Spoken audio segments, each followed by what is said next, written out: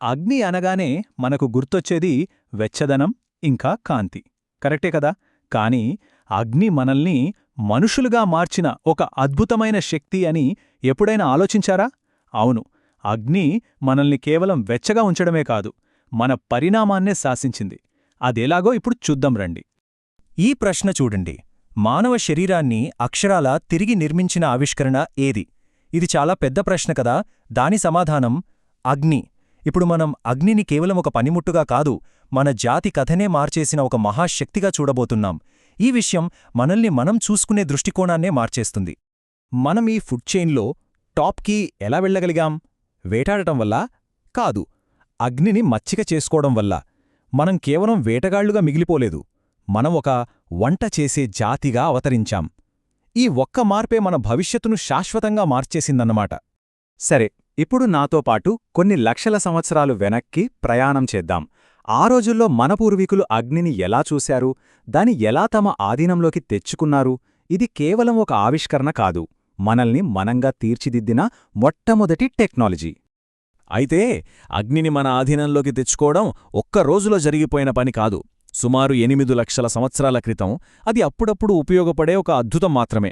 కాని 3 లక్షల సంవత్సరాలు వచ్చేసరికి అది మన జీవితంలో ఒక భాగమైపోయింది. ప్రతిరోజు, ప్రతి చోట ఈ మార్పు ఎంత పెద్దదో ఆలోచించండి. అప్పటినుంచి మన గమనం పూర్తిగా మారిపోయింది. చెప్పాలంటే అగ్ని మన పూర్వీకులకు ఒక సూపర్ పవర్లా దొరికింది. రాత్రి చీకట్లో భయంకరమైన సింహాలులాంటివి కూడా నిప్పును చూసి భయంతో పారిపోయేవి. చేతిలో మంట ఉంటే చాలు, ఇక వాళ్లే అడవికి రాజులు. అడవులను తగలబెట్టి వేటను సులభం చేసుకున్నారు, ఆ బూడిద నుండి ఆహారాన్ని ఏరుకున్నారు. వాళ్ల జీవితం ఒక్కసారిగా మారిపోయింది కదా. కాని ఇవన్నీ జస్ట్ ట్రైలర్ మాత్రమేనమాట. అసలు కథ వేరే ఉంది. అగ్ని మనకిచ్చిన అతిపెద్ద వరం మన వంటగది నుంచే మొదలైంది. అవును, వంట. అదే మన కథను పూర్తిగా తిరగరాసింది. అదెలాగో ఇప్పుడు చూద్దాం. వంట, ఈ ఒక్క పదం మన పరిణామాన్ని నిర్వచించింది. అగ్నితో మనం చేసిన అత్యంత ముఖ్యమైన, అత్యంత విప్లవాత్మకమైన పని ఏదైనా ఉందంటే అది ఇదే. ఎందుకో తెలుసుకుంటే నిజంగా ఆశ్చర్యపోతారు. ఒక్కసారి వంటలేని ప్రపంచాన్ని ఊహించుకోండి. మన ప్లేట్లో చపాతీలు, అన్నం, బంగాళదుంపకూర అసలివేవీ ఉండేవి కావు. వంట వల్లనే గోధుమలు, బియ్యం, బంగాళదుంపలు మన ప్రధాన ఆహారంగా మారాయి. అంతేకాదు, ఆహారం సురక్షితంగా మారింది. అందులోని సూక్ష్మక్రిములు చనిపోయాయి. అన్నింటికన్నా ముఖ్యంగా ఆహారం సులభంగా జీర్ణమయ్యేలా మారింది. ఇది మన శరీరానికి దొరికిన ఒక వరంలాంటిది. ఈ విషయం నన్ను నిజంగా షాక్ చేసింది. మన సమీప బంధువులైన చింపాంజీలు తెలుసా, రోజులో 5 గంటలు కేవలం ఆహారం నమలడానికే కేటాయిస్తాయట. 5 గంటలు! కాని మనం వండిన ఆహారం తినడం వల్ల కేవలం 1 గంటలోనే ఆ పని పూర్తి చేస్తాం. అంటే ప్రతిరోజూ మనకు 4 గంటల సమయం, ఇంకా దానికి కావలసిన శక్తి ఆదా అవుతోంది. మరి ఆ మిగిలిన శక్తంతా ఎక్కడికి వెళ్ళింది? అదే ఇక్కడ అసలు పాయింట్. ఆ మిగిలిన శక్తి ఎక్కడికీ పోలేదు.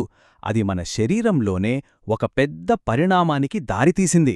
వంటకి, మన శరీరానికి, మరీ ముఖ్యంగా మన మెదడుకి మధ్య ఒక రహస్య ఒప్పందం కుదిరిందన్నమాట.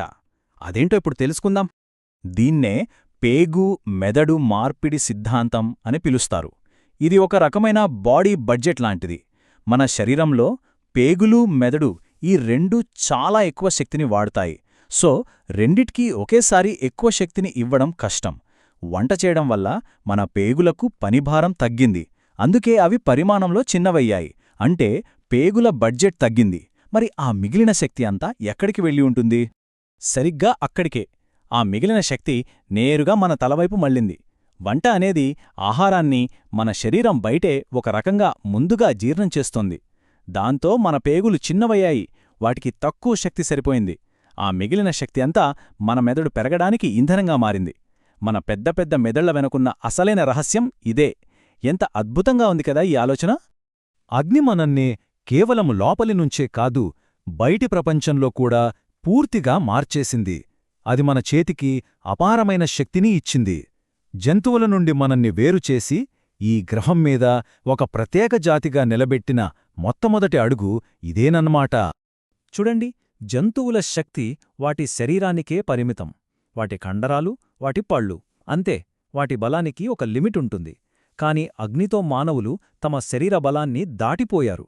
మన చేతికి దొరికిన ఈ కొత్త శక్తికి హద్దుల్లేవు. మనం ప్రకృతిని నియంత్రించడం మొదలుపెట్టాం. ఇది మన కథలో ఒక అతిపెద్ద మలుపు. ఒక్కసారి ఆలోచించండి. ఒకే ఒక్క మనిషి ఒక చిన్న నిప్పురవ్వతో కొన్ని గంటల్లోనే ఒక అడవి మొత్తాన్ని బూడిద చేయగలడు. ఏ జంతువు ఎంత బలమైనదైనా సరే ఇంతటి శక్తిని ప్రదర్శించలేదు. ఇది శరీర బలానికి అతీతమైన శక్తి. ప్రకృతిపై మన ఆధిపత్యానికి ఇది నాంది. అగ్నిని మచ్చిక చేసుకోవడం ఇది కేవలం ఆరంభం మాత్రమే. భవిష్యత్తులో రాబోయే అణుబాంబులకు, అంతరిక్ష నౌకలకు ఇదొక సంకేతం. ఒక చిన్న నిప్పురవ్వతో మొదలైన మన ప్రయాణం మనల్ని ఎక్కడికి తీసుకువచ్చింది? మనం పొందిన ఈ అపారమైన శక్తిని మనం దేనికి వాడుతున్నాం?